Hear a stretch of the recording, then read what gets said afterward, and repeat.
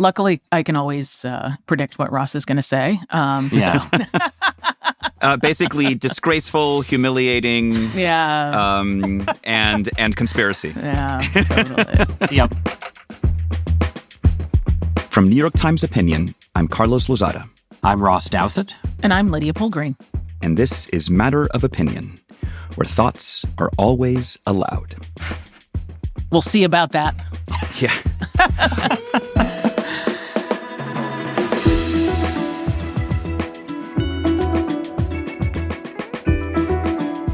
So, where to begin?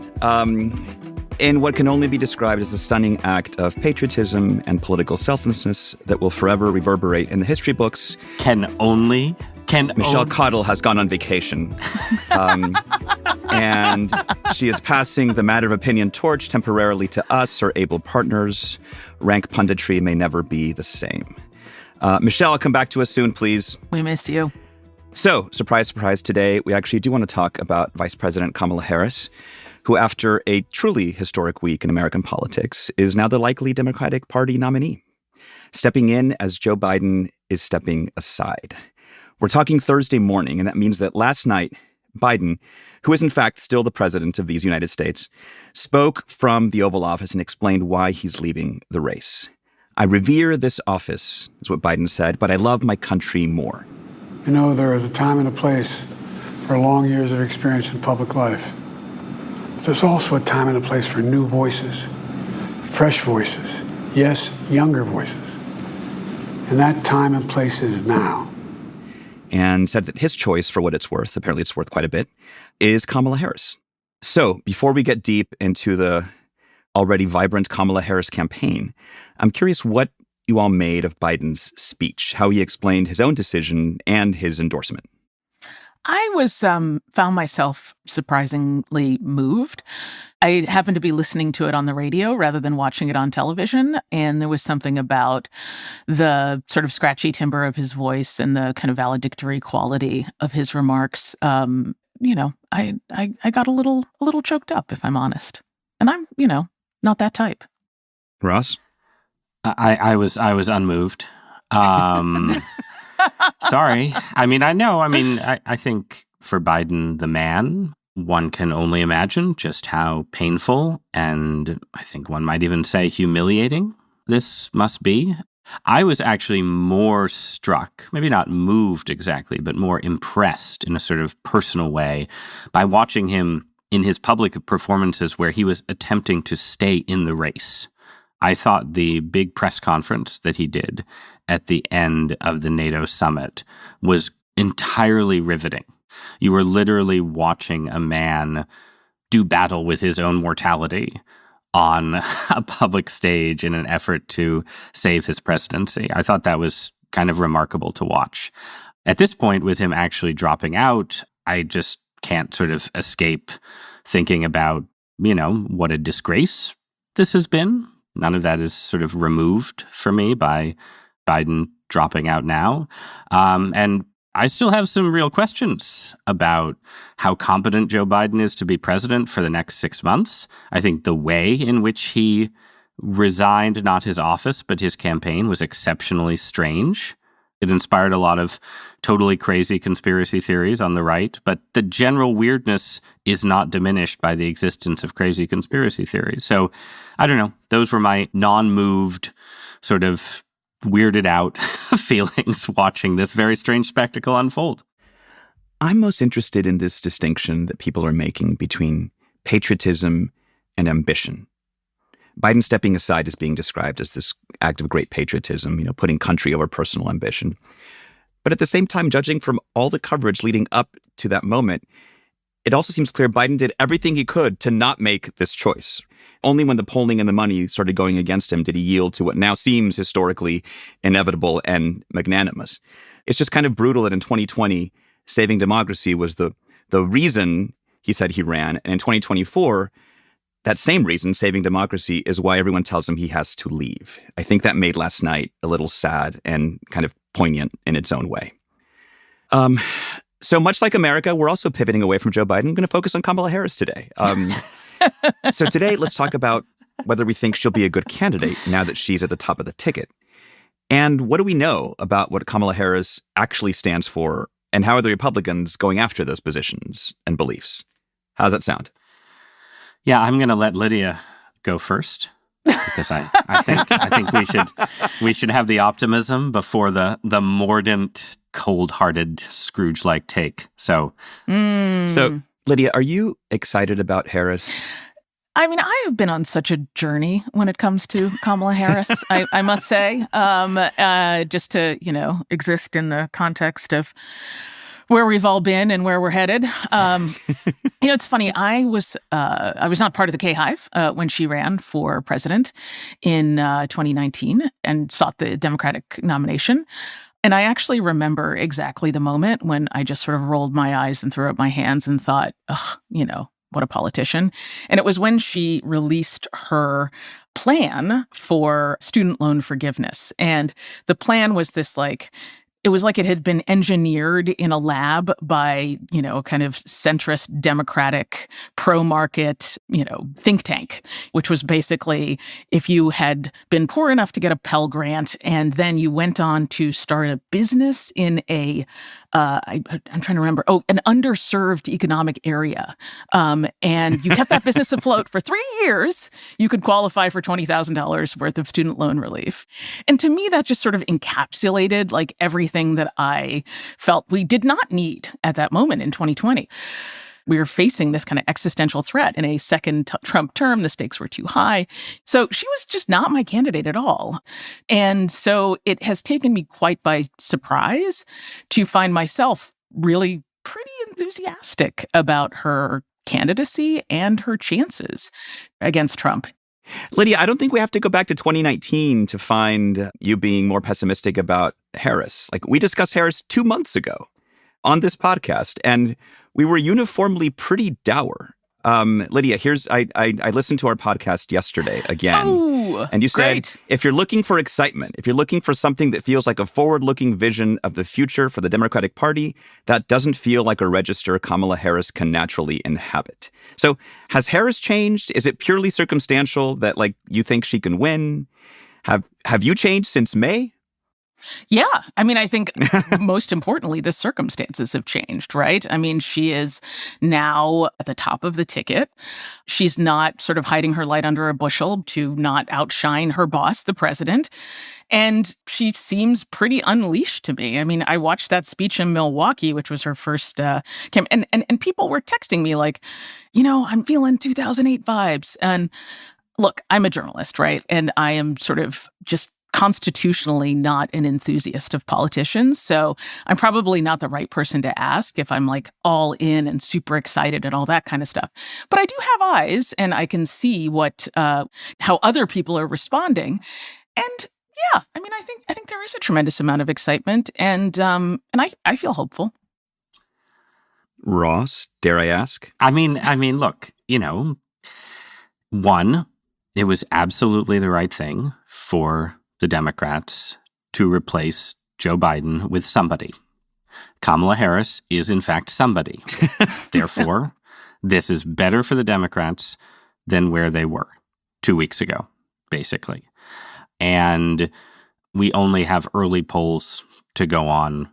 But if you look at the polls that have come out in the last few days, you can see Harris clawing back basically a lot of the ground that Biden seemed to lose since the first debate. So in those ways, I think the Democrats are right to feel better about their situation than they did before Joe Biden agreed under some form of duress to drop out of the race. And I think it's entirely psychologically understandable that the Democrats would want to, one, not plunge into the uncharted waters of a contested convention that would probably just end with Harris still winning because she is, after all, the vice president of the United States, right? And I think what you see right now all over the media, from, the stodgy center-left establishment to the enthusiastic reaches of TikTok, you see Democrats are making the best of the situation. That said, not everyone, but Harris was widely regarded, not by mean-spirited Republicans, but by many Democrats and liberals as a kind of Dan Quayle-like figure. And I think it's reasonable to ask, as Carlos just did, like, how much of this shift is some kind of actual change where, oh, it turns out she can really deliver a good speech, and I guess she's not Dan Quayle after all, and how much of it is just sort of, making a virtue of necessity. This is where you are, and we're going to act like she's Barack Obama in 2008, and by God, maybe our wishing will create reality. But, I mean, isn't that what politics is? It's making the most of the situation that's in front of you with the talent that's at hand, dealing with the contingency of the events that fall into your lap, right? I mean, and I think that it turns out to be quite lucky that on the issues that are most important to voters right now, or most favorable to Democrats, I would say, she happens to be an incredibly effective communicator in ways that took even me by surprise. And I also think that she has managed to find her way to a message that is elevated beyond what she was offering up in her 2020 primary campaign. This story about freedom and centering her message around freedom, I think, gives her a powerful way to talk about her vision for the country in a way that she really didn't have in 2020.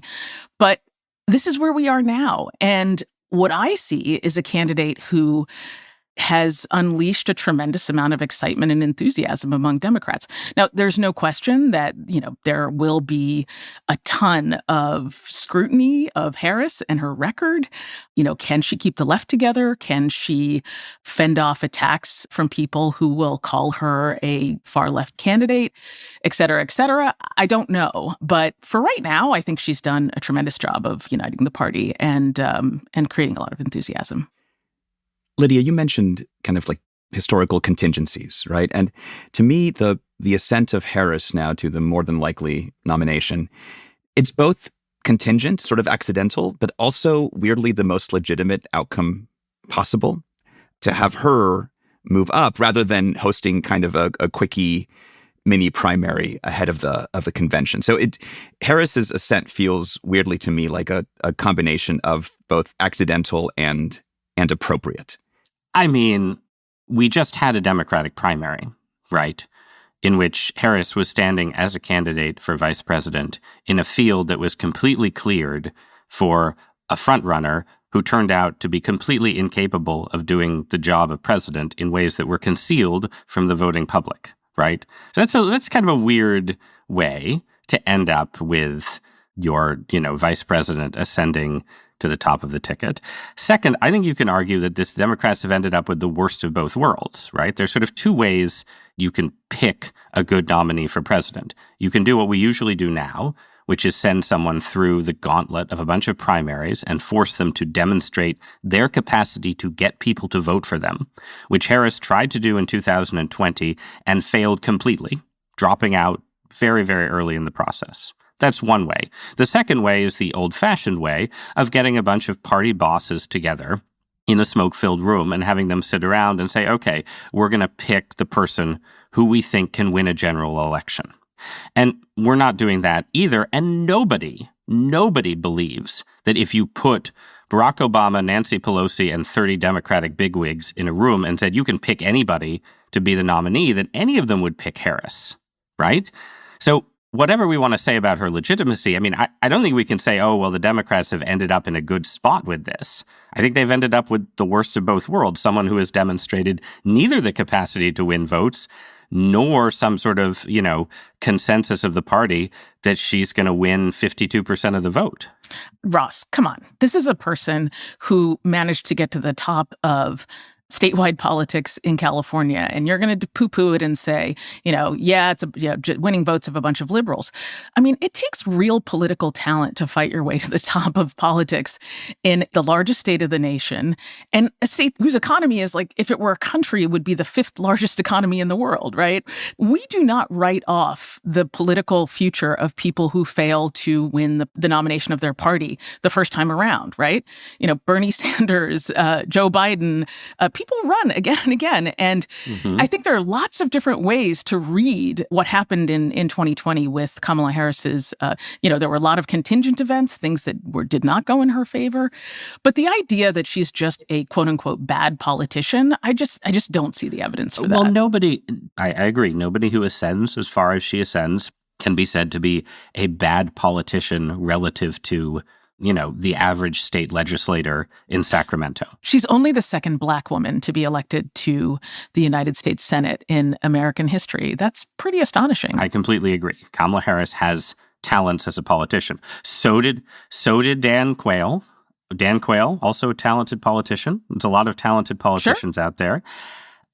I see no reason to think that the skill set that leads to ascent within a state that has no Republican Party to speak of maps in obvious ways onto a national election that the Democrats are trailing. I'm not here to insult Kamala Harris. I'm just trying to describe what seem like the underlying realities of why, again, Democratic excitement is totally understandable, but it's something you're trying to will into being rather than something that flows naturally from her inherent strengths as a candidate.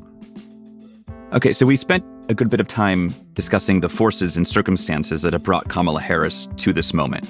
When we come back, let's discuss what she's saying about herself.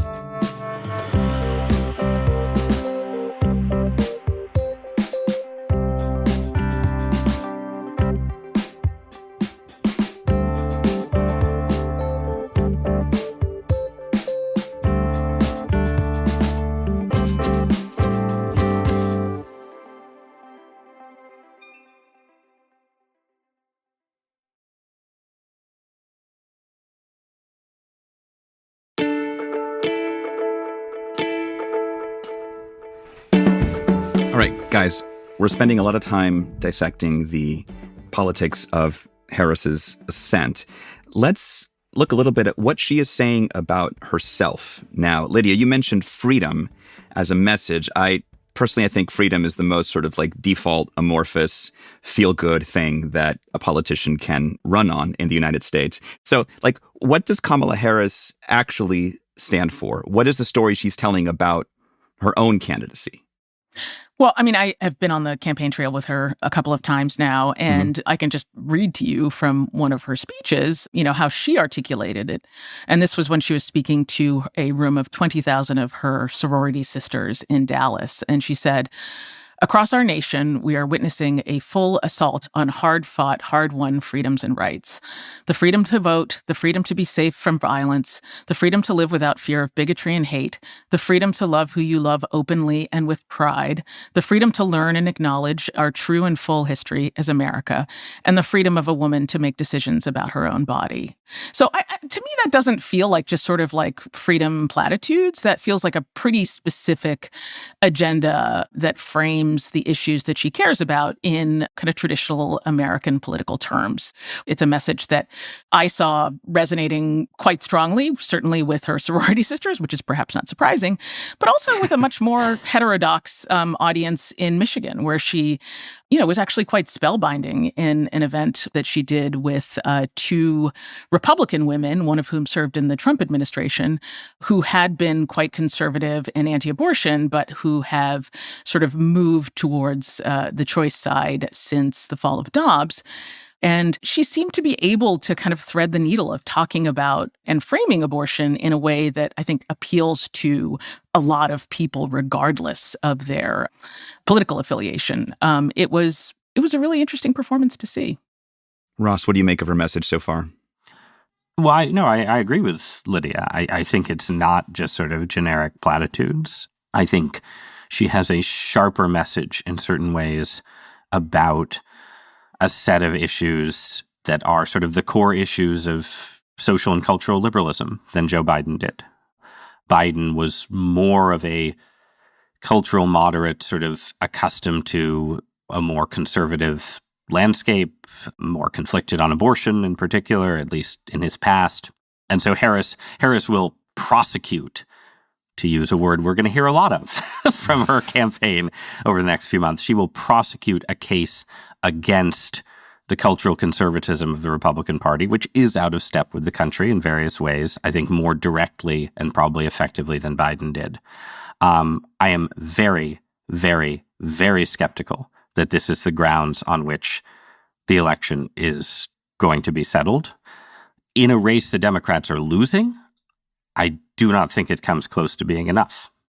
That's interesting. I mean, I just, to your point, Ross, that I agree on some points and disagree on others. But it was interesting at the Michigan event, the way that she talked about abortion, because I think it was bridging language in the way that you described, different from, the deep discomfort that Biden clearly had, that I think was actually a real problem with the base. But she said, most people believe that one does not have to abandon their faith or deeply held beliefs to agree that the government should not be telling her what to do with her body.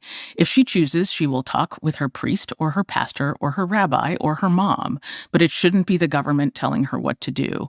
So, I mean, to me, that doesn't feel like, abortion on demand, which is the kind of the left position. That feels like a pretty moderate way to describe a pro-choice position that is in line with the broader population. In terms of her economic message, I think she's starting to flesh it out. And I think it's a pretty classic, we're building the middle class. We've brought back huge numbers of manufacturing jobs. Inflation is down. The American economy is outperforming every other economy in the world. I imagine you're going to start to hear those things, but I don't know. Carlos, have you heard anything in her kind of talk about the economy and where we are that excites you, The Economist? Oh, always. I've listened to some of the early speeches.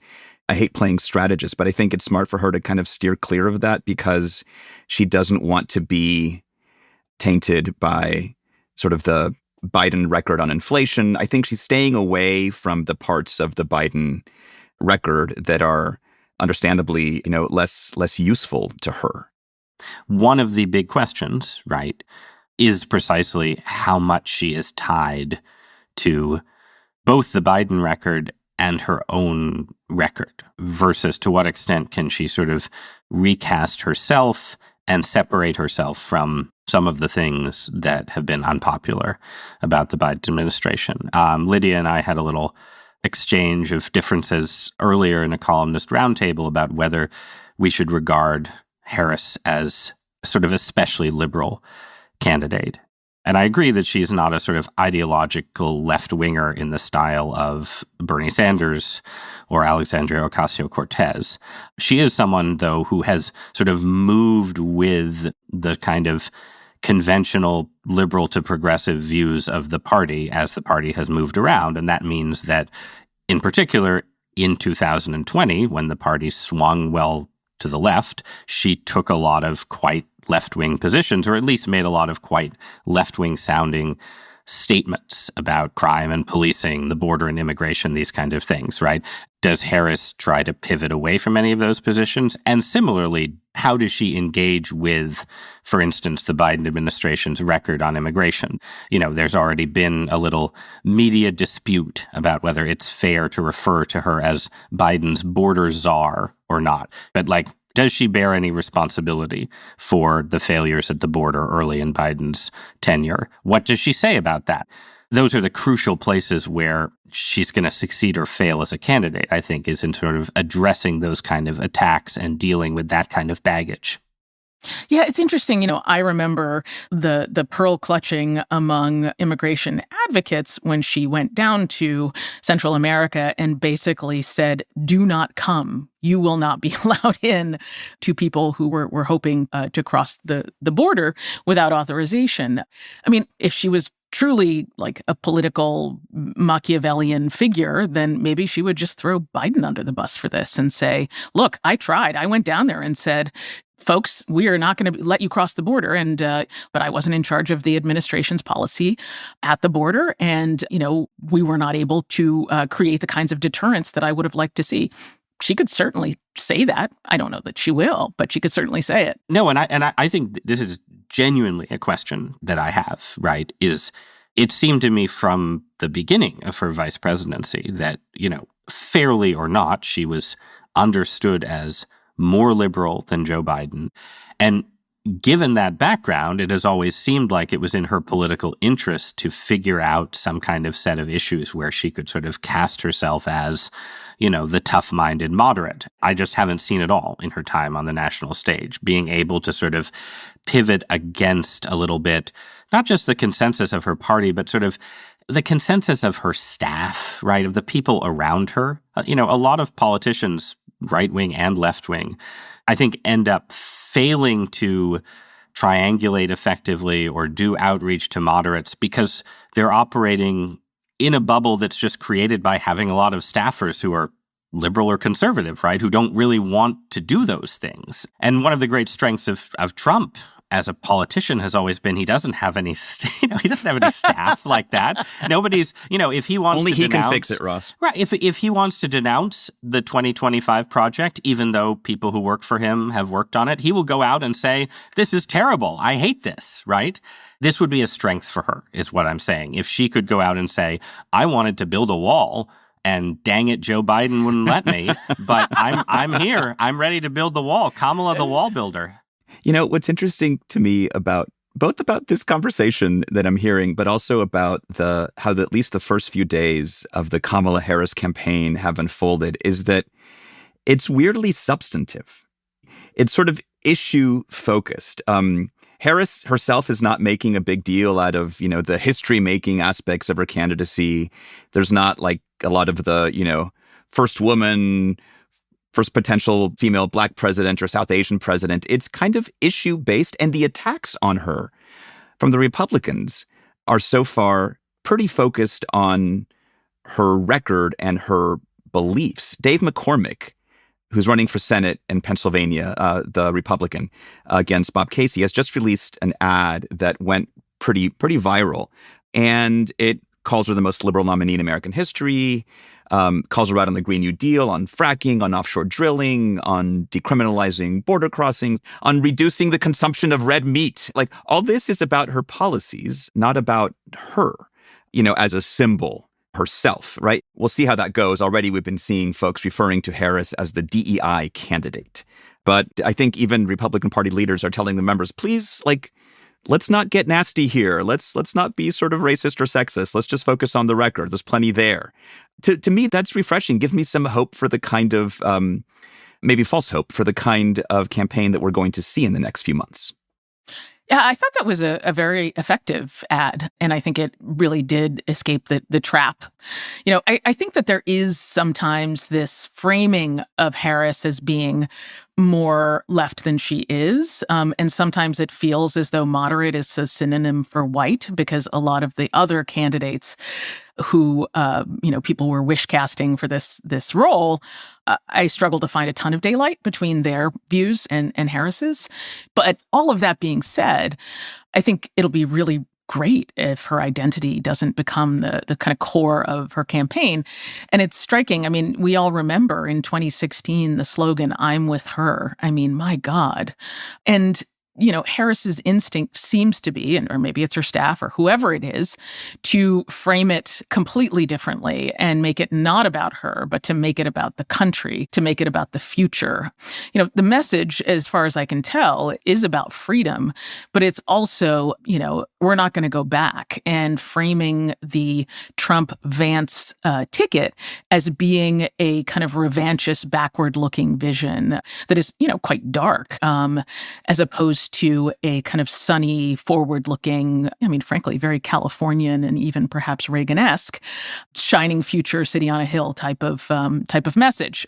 So yeah, I'm here for that. That sounds like a fun campaign to watch unfold. I think one challenge, I'm not going to comment on what exactly her thinking or her staff's thinking is, but I can follow sort of the liberal vibes on Twitter.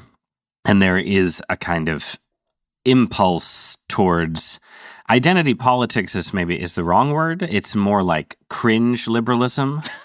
I think it's like, we're getting the super friends back together. You saw a lot of this during the, resistance phase of the Trump era. It's like, In fairness, the most egregious example of this came from Michael Steele, the former chairman of the Republican National Committee. He posted an image of the vice president as a Marvel superhero, right? And was like, Trump. Cringe. Cringe, right? And that, I think, is definitely out there and is, at the very least, a peril for Harris to become, the more, I know everyone's excited that Olivia Rodrigo endorsed her, right? Like, right? Is that right? But, a bunch of... Hold it out for Taylor Swift. It's not a good... Well, right. No, I mean, there are obviously endorsements that can make a big difference. I'm not denying I don't write in angrily, Swifties. But in general, like, the more celebrity videos of people singing about Kamala, I'd say the worse for her campaign. I do think the idea of, like, we are recreating Obama 2008 by sheer force of will is palpable right now. And I don't think that approach is going to end well. Yeah, but I guess I would just say that the Trump campaign seems to be trying to recapture the 2016 vibes, and I don't know that it's necessarily going all that well. But we shall see. So for a long time, folks have been saying that Trump has this advantage because he basically gets to run like an incumbent with sort of full control of the party, but also like an outsider, a challenger to the actual incumbent, Joe Biden. Now Harris has a sort of similar but kind of flipped advantage. She has all the institutional benefits of incumbency in terms of money and the campaign infrastructure, but she still gets to be the fresh face, the new voice. Of course, the challenge of being that fresh face and new voice is we don't really know what she would do or who she would be, right? This is the gamble the Democrats are taking. We don't know how strong a candidate she'll be because she was not tested in a primary, right? She seems to move back and forth in her own politics depending on where the party is. That's not unusual for a politician, but it doesn't give us a clear sense of her. So I guess the question is, how much uncertainty are the Democrats or is the country willing to take on simply for the sake of beating Donald Trump? Like, that seems to be the only purpose here for the second or third election in a row now. Yeah, I don't think uncertainty is going to be the concern that dooms. People aren't going to think like, well, Harris is just too risky. If she loses, it's going to be because there has been a fundamental shift toward Trump that is sort of independent of what the Democrats do. It'll be because she's perceived as a California liberal, and it'll be because she maybe returns to a sort of like gaffe-prone instead of TikTok star persona. I don't think it's going to be, we need to make the safe bet of Donald Trump as opposed to the risky. Like, I just don't, they're not going to do a lot of 3 a.m. phone call ads attacking Harris. I don't think that's going to be the fundamental line of attack. Yeah, I think that there is. I mean, look, I'm a believer in vibes, and one of the vibes that Harris, has been projecting and putting out there is one of, kind of clarity, control, and command. Yes, there are these, videos that I think I and many other people find quite endearing of her saying things that sound a little woo, but she also has a certain kind of definitive sharpness to her that, is just speaks to, capital L leadership. This is a person who is part of the mainstream of American politics. So it doesn't feel unknown. In a way that has surprised me, she feels like a very safe pick. Reed Hastings just wrote her a check for $7 million, and I don't think of him as being a rash sort of person. He's the former CEO of Netflix. A lot of people in business like her. A lot of people in Hollywood like her. And, Silicon Valley, we've been hearing that Silicon Valley is swerving right. But, she's from San Francisco, and they all give her lots and lots and lots of money. So, yeah, I don't know. She feels pretty mainstream to me.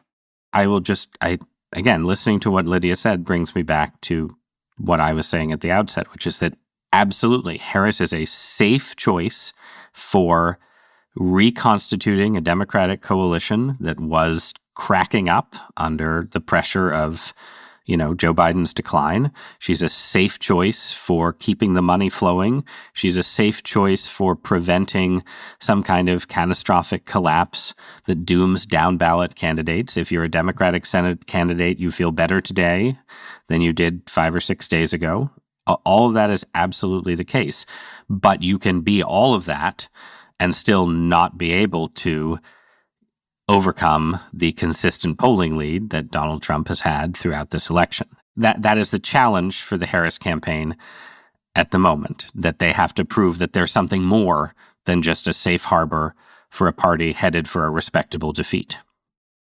Well, that lays out a roadmap for what I'm sure will be many future episodes of Matter of Opinion about Kamala Harris. So don't tempt fate there, Carlos. She's going to drop out next week under a flurry of scandals or something totally unexpected. Don't tempt fate. I've seen too many emails about Kamala-mentum and Harris mania, Ross, to believe that that's even possible. That's right. No, there will be no more twists. No more twists ahead. We'll take a break here. When we come back, the long-awaited, much demanded, and highly anticipated return of Hot Cold.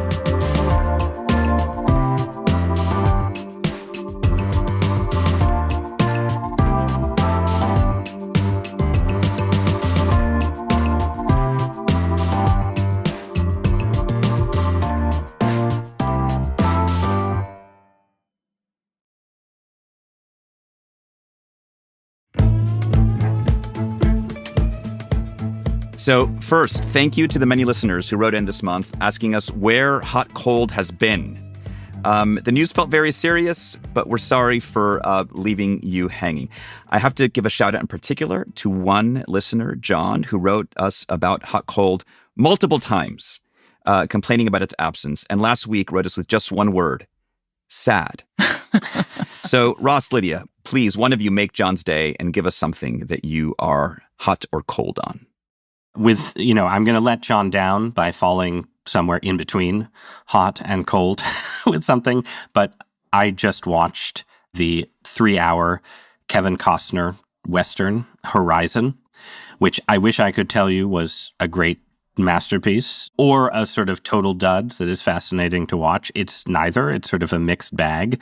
But I'm bringing it up because it is this amazing sort of spectacle of an actor late in his career who essentially spent most of his fortune, apparently ruined his marriage, abandoned his role on the hit show Yellowstone, which we have discussed previously on this show, in order to make not one 3-hour movie, but potentially 4 3-hour movies interlinked about the American West, having seen the first one, it really is like he's making a 12-hour movie. You get to the end of the first 3 hours and no plot lines have intersected. Key characters have not met.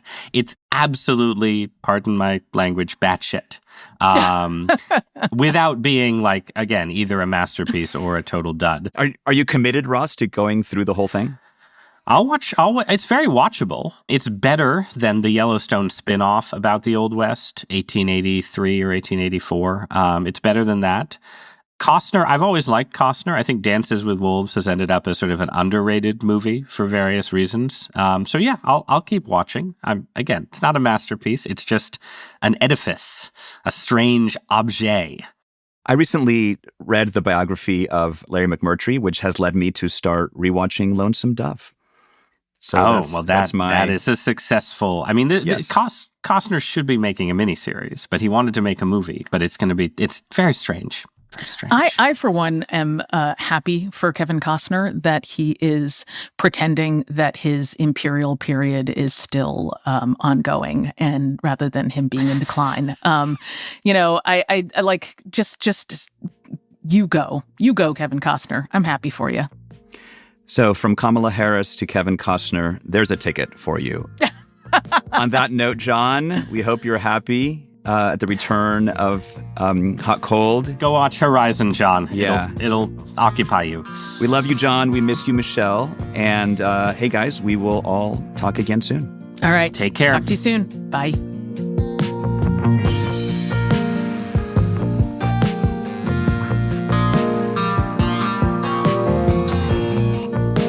If you want to tell us what you're hot or cold on, or what you'd like us to talk about next, we'd love hearing from you.